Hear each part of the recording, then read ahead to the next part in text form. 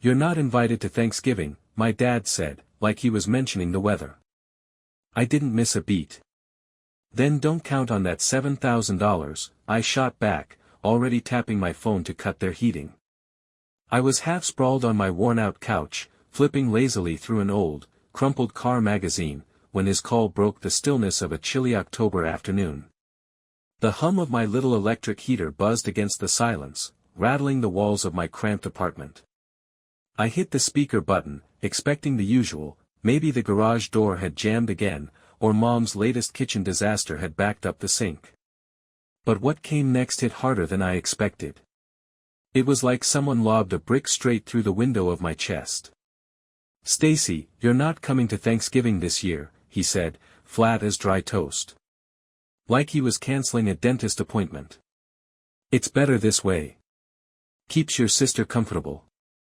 The magazine slipped from my hand, pages fluttering across the threadbare cushions. I just sat there, stunned, as the words soaked in like slow poison. "What?" I asked, voice rough, grinding out of me like rusted metal. He sighed, that long, world-weary sigh he always used when he didn't want to argue but knew he was pushing buttons anyway. "Julie has been on edge lately," he said. "You know how she gets. She doesn't want any added stress. We don't either. It's just easier if you sit this one out." I swung my legs off the couch, my boots hitting the scratched-up wood floor with a heavy thud. My eyes locked onto the coffee table, chipped corner catching the flicker of my second-hand lamp. "Sit this one out," I repeated, the words burning like ash as I breathed them. "You're saying I'm being pushed out of Thanksgiving, because Julie is overwhelmed?" His voice stayed even. Icy, even. "Don't make a big deal out of this, Stacy. It's just one day." "Yeah. One day." I felt the heat climb my spine as I dug my fingers into the edge of the table. "And the $7,000 I've been spending to keep your house warm? That doesn't count for anything either, huh?" There was a long stretch of silence, just the faint crackle of the phone line. Then finally, he muttered, "Let's not bring money into this. You offered to help." I laughed. A sharp, bitter sound that seemed to slice right through the walls around me. "Offered?" I said, rising to my feet, the floor groaning under my weight. "I've been covering your heating bills for 2 years now. Just this year alone, $7,000. Because you and Mom couldn't manage after Julie tanked your savings." "But sure, yeah," I begged to pitch in. He grunted. His tone had that familiar edge, irritated, defensive. "We appreciate it, Stacy. But this isn't about money. It's about family. Julie needs this. She's in a delicate place right now." I walked to the window and watched the first snowflakes drift down, barely lit by the orange glow of streetlights outside. The sky looked like it was exhaling. "Fragile," I whispered, tasting the word. It felt cold and heavy. "Julie needs this. Julie always needs something. And somehow, I'm always the one who ends up paying for it. Not this time." "Enjoy your peaceful little dinner," I said, stabbing the screen to end the call. The phone hit the couch with a soft thud, its screen going dark like my breath in the chilled air. Julie. She was always the star. Prom queen. Mom's pride behind the bakery counter. Dad's big hope. Even when all her big dreams fizzled out. 2 years ago, she blew through $22,000 on some pipe dream of an online boutique she swore would be a game-changer. Spoiler, it wasn't. The site tanked within weeks. Now her leftover merchandise just sat, molding away in a damp storage unit. Mom cried into her tea about it, and Dad just shrugged, saying, "She'll bounce back." I didn't argue.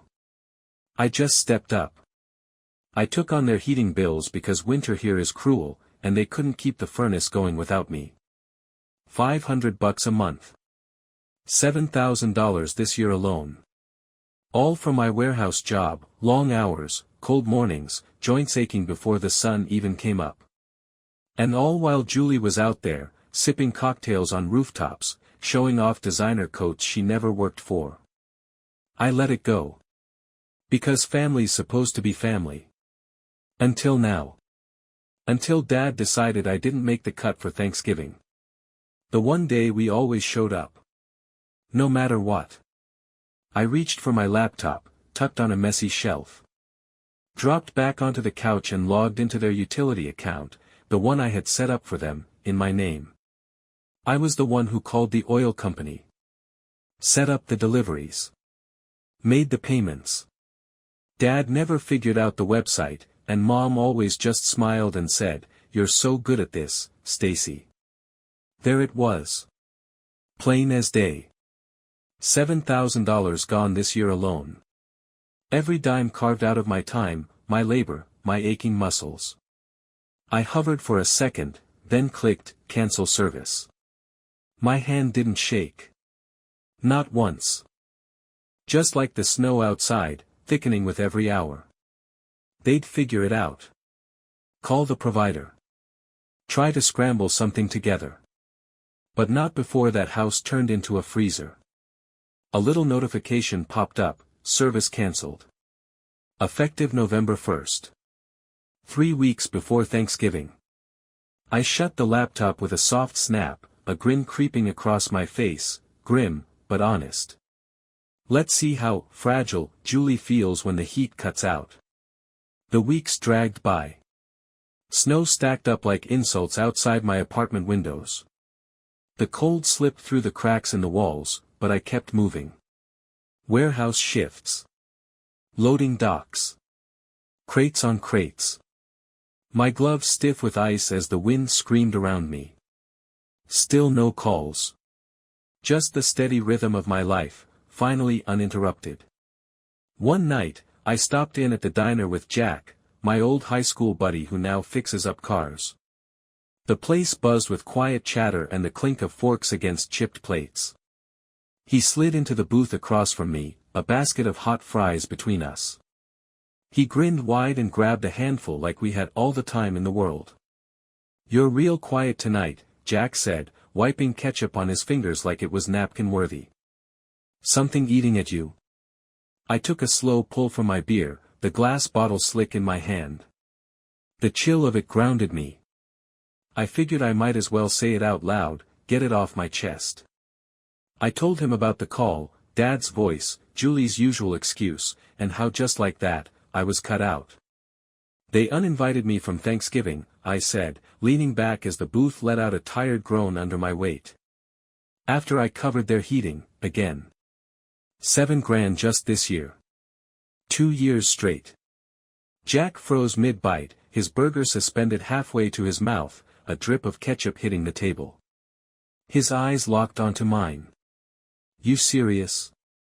And they just assumed you'd keep footing the bill?" I nodded, casually snagging a fry from the basket between us. "Not anymore. I shut it off. They'll notice soon enough." He let out a loud, rough laugh that turned a few heads, including a sharp glance from the waitress. "That's cold, Barb. Literally." I raised my bottle and gave him a smirk, clinking it lightly against his with a satisfying clink. "They chose Julie. I'm finally choosing me." The warmth of the diner wrapped around us, the smell of grease and coffee soaking into my flannel. Outside, miles away, I'd set something in motion. And now, I felt it, something solid taking root inside me. Like I'd finally put my own name back on the list. November 1st came. The shut-off date. I pictured their furnace sighing its last breath, pipes shuddering as the cold slid into the walls like smoke through a cracked window. Thanksgiving was still weeks out, but the snow had come early that year, thick, heavy, quiet. I stayed busy. Clocked into work. Hit the hardware store for a snow shovel and a sack of road salt. The cashier, glancing out the frosted windows, said, "Big one rolling in tonight." I nodded, imagining their thermostat nosediving, the cold creeping into every corner of that house. Later that evening, I stopped by the corner store. Grabbed a few cans of soup, a fresh loaf of bread. The cashier made small talk while she rang everything up. "Storm's gonna be nasty," she said, motioning to the snow swirling just beyond the glass. I smiled, picturing that house again. Furnace silent.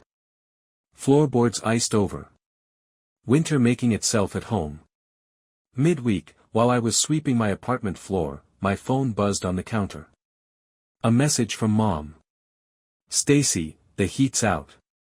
Did you forget to pay? It's getting cold."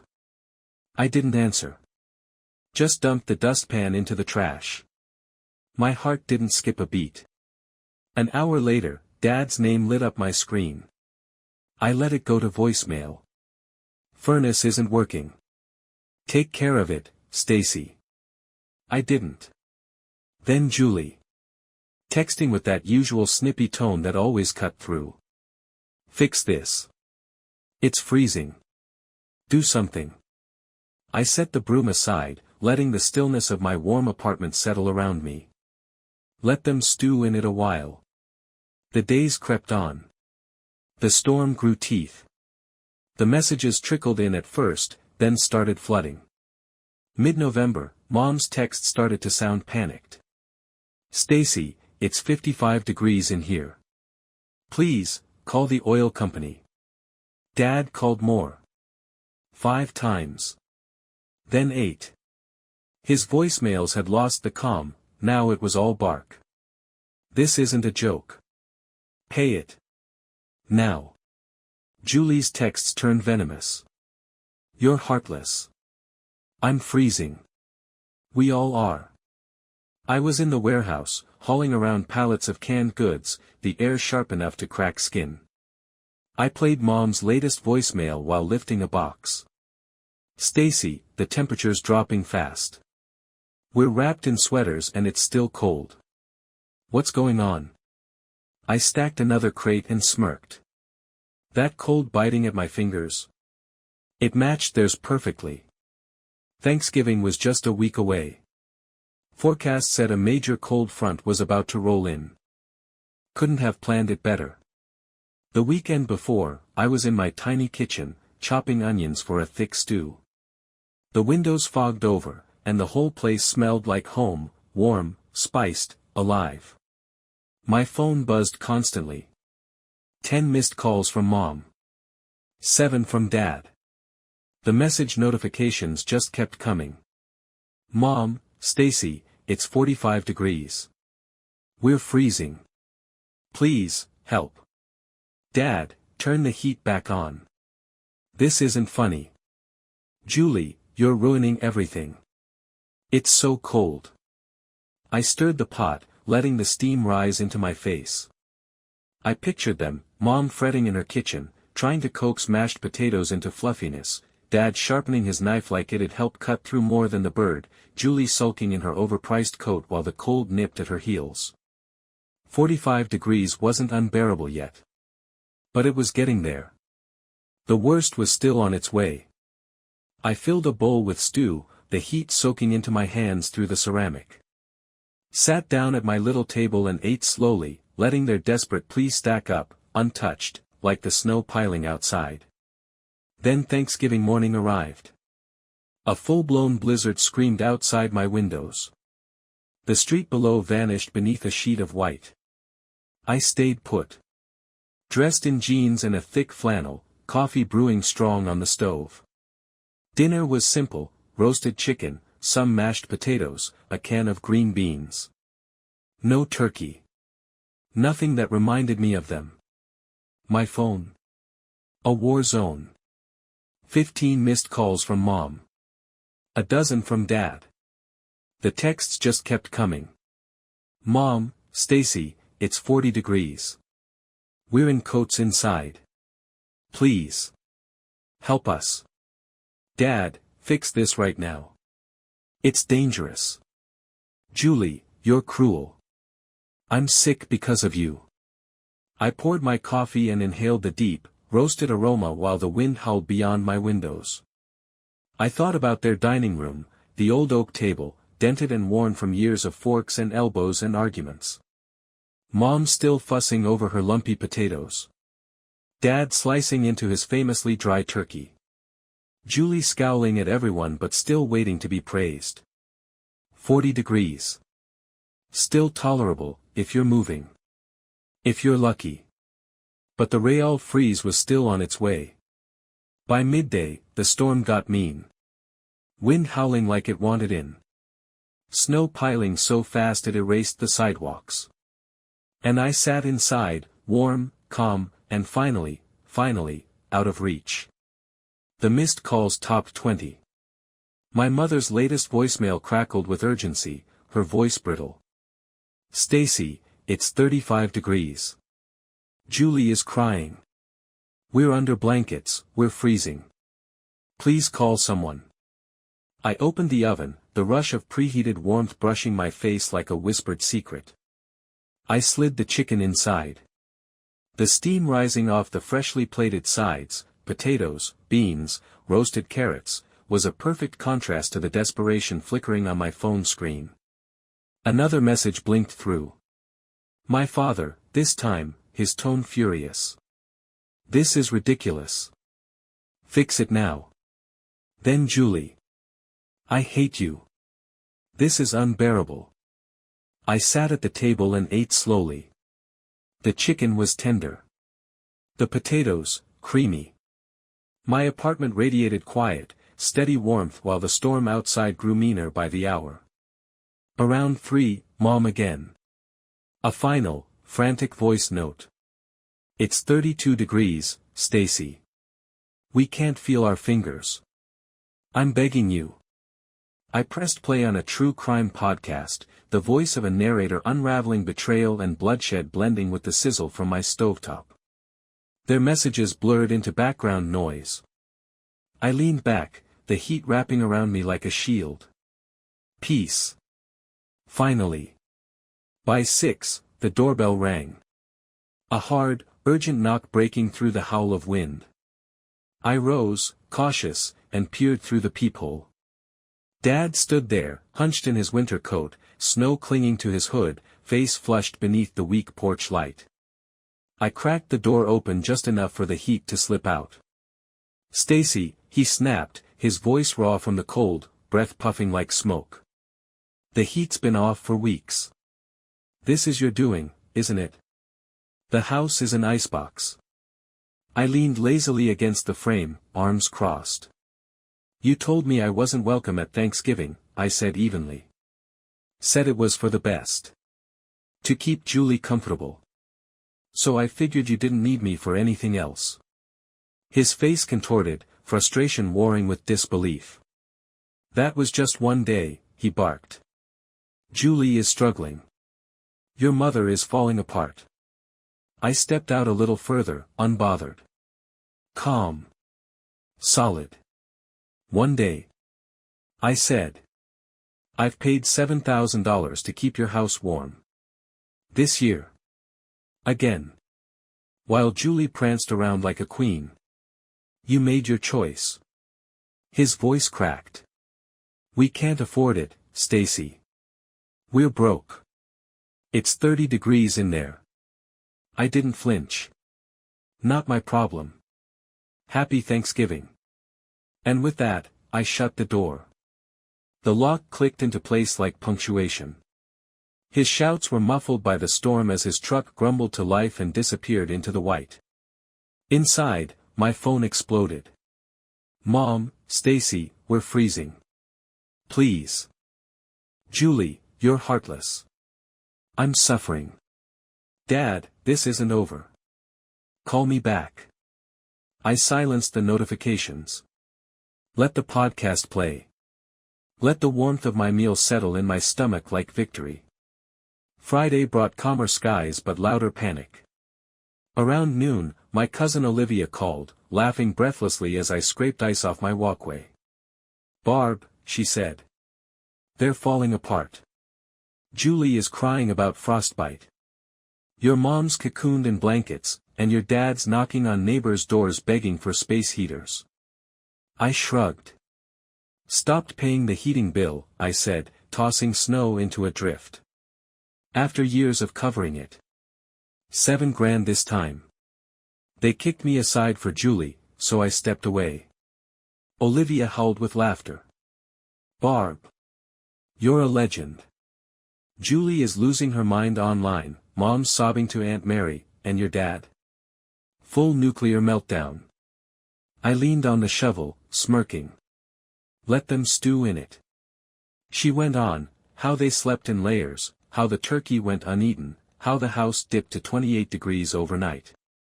They're miserable, she said, practically giddy. I mean it. You're ruthless in the best way. December rolled in. Everything wrapped in white. My life didn't change. I worked, made coffee runs, spent quiet nights bathed in the golden hum of my working heater. A week later, Olivia called again while I stirred a bubbling pot of chili. They're still struggling, she said, barely keeping it together. Julie ran off to stay with some friend. Your mom's living under piles of blankets. Your dad's groveling to the oil company. Figured anything out yet? I asked, tasting the chili, perfect heat. Barely, she snorted. Scraped up enough for a tiny refill. Your mom's guilt-tripping the whole family. Julie is acting like a victim and nobody's buying it. I smiled. Let them figure it out. You're terrifying, she said with a laugh. Thank God I'm on your good side. We hung up, and I ate in peace. The storm outside was just weather now, no longer inside me. At work, unloading shipments, the cold still sliced through my coat, but it felt honest. Earned. My phone buzzed. Another voicemail from Mom. Her voice, small. Cracked. Stacy, we're barely getting by. Can we fix this? I deleted it. Figure it out, I muttered. A few days later, home again, tea in hand, a book cracked open on my lap, the doorbell rang. I sighed, rising slowly. Looked through the peephole. Dad. Snow dusted his shoulders. His face was tight, lips pale. I opened the door just a sliver.